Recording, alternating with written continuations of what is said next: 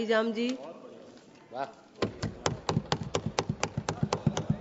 Thank you, Madam, for this opportunity. I've been trying to raise this. There is a young boy of 20 years old, Mukesh, has disappeared without any trace since March 16th.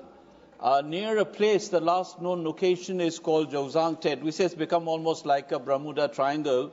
There's a case of Lintoy Ngambi and Hamanjit. 2 young people have disappeared during this crisis.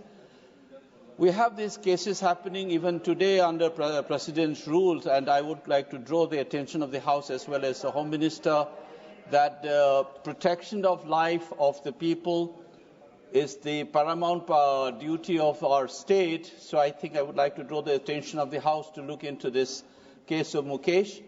That's among many cases that have been happening and just disappeared, and we don't care about what happened. Shivpal Singh Patel ji.